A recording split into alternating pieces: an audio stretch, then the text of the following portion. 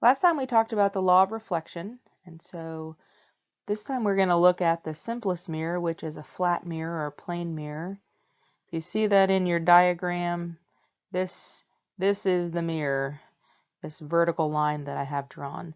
This other piece, the arrow, is going to be the object that I am looking at in the mirror. So if I think about light, and this is where it's really helpful if you've got a straight edge. Can't do that on my tablet, so I'm going to do my best to draw a straight line. I draw a straight line over to the mirror. So it's a ray. I need an arrow on it so I know which direction the light is going. And then if I draw a normal, remember it's always a normal. The normal is perpendicular to the mirror surface. And so if I'm looking at the angle of incidence is 0 degrees, that means the angle of reflection is also 0 degrees. If I pick a different angle and put a different color on here, here's my attempt at a straight line there. I draw a normal to the surface, and then I get a reflected angle that's the same. So angle of incidence, angle of reflection, and those are the same angle. So if I keep doing that and keep building pieces of the image, I'm going to notice that the reflected rays here, this one and this one, and any more that I draw in here, they're all spreading out. So they're never going to come together to form an image. And so what happens is if your eye or any other sensor intercepts these light rays, your eye or that sensor will just trace these backwards. Right? Because your eye thinks about where that light is coming from. So again, I'm doing this without a ruler. I don't recommend that, but all right, here I go. And so the top of that arrow looks like it's right here. If I were to draw the arrow, that's what it looks like. And I can take different parts on the arrow, and you may want to try this, and I can trace out the angle of incidence and the angle of reflection, and then take the reflected angle and trace it back behind the mirror. And so that's where it looks like the image is. And so if you're standing over here, and here you are, nice long hair, and you're looking into the mirror, you see yourself right back here behind the mirror. So this image from your book is, of course, a little bit better, but gives you an idea of what we're talking about here. We've got an angle of incidence and an angle of reflection. Here's another one. And so we've got the object and we've got the image. So do notice that the object and the image are going to be mirror images of one another.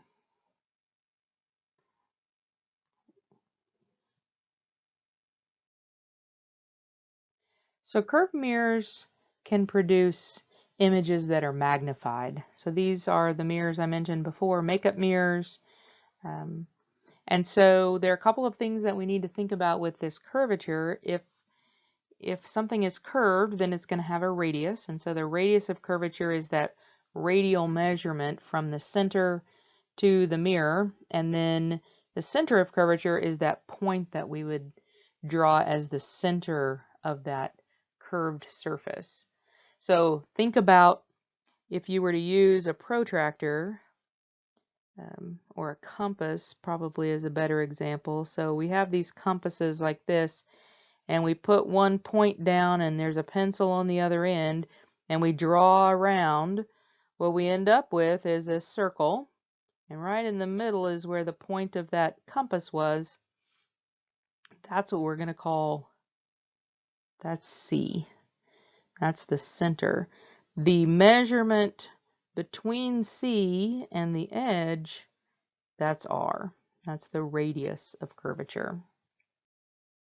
When I look at a curved mirror, this is a cylindrical mirror, notice that the incoming incident ray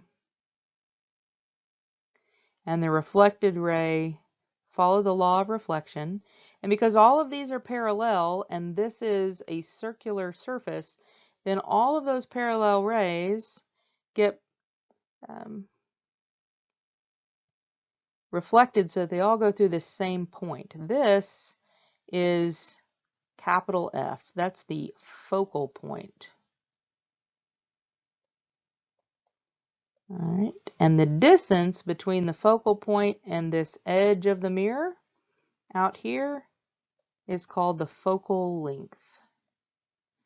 I'll review all of these terms in just a minute, but that'll give you an idea of what's happening with the focal length. Here's what a spherical mirror, I'm going to take this piece, something like a makeup mirror or the passenger side mirror of your car. Both of these are spherical type mirrors. All right, so this is an image from your book. It's got the curved mirror, and see that the parallel rays are coming in. The ray that goes through the center of curvature and the focal point is called the principal axis. So we'll be drawing the principal axis. Notice that all the incoming rays get reflected through the focal point. So that's F. Capital F is the focal point. The focal point is halfway between the center of curvature and the mirror surface. So it's located the focal length away, which we're going to say lowercase f.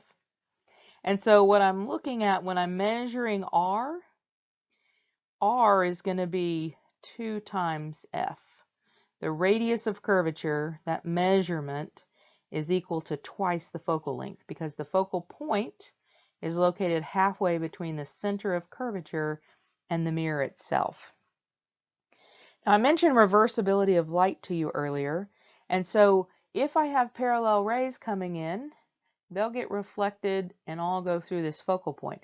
But if instead I put a bulb here at the focal point, then I'll get a parallel beam. So that's something like you see with a flashlight. If you look at a flashlight, the reflector that's behind the bulb is typically curved.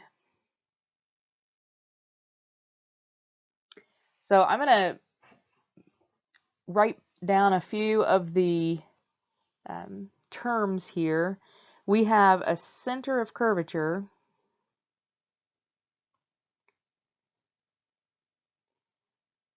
This is a particular point. We have a focal point. Also a particular point. The distance to those points from the center of the mirror is the radius of curvature.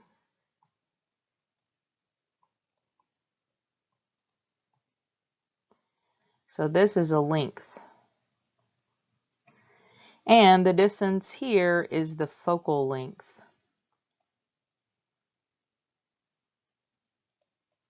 So as we're learning some new terminology here, we have C for center of curvature, that's a point, F for focal point, R, which is a distance between the center of the mirror and the center of curvature, that's the radius of curvature, and then the distance between the center of the mirror and the focal point is the focal length.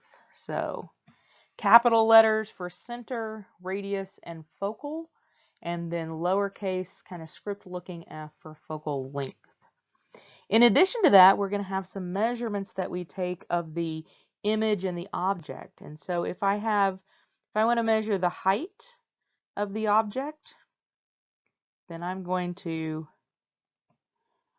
write h sub o for object height, and as you might expect, h sub I is the image height.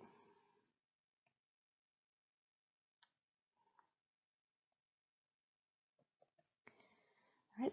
We're going to have the distance to those. So the distance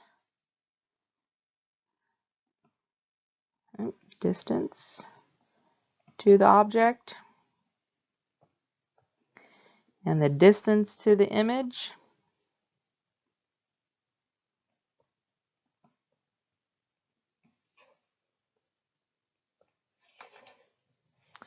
So object height, image height, distance to the object, distance to the image. So this is along the axis where the object is. This is also along that axis.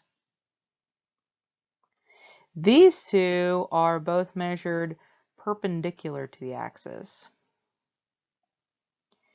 And we'll make that clear in the following diagram. So these are parallel. Excuse my spelling. And these are perpendicular.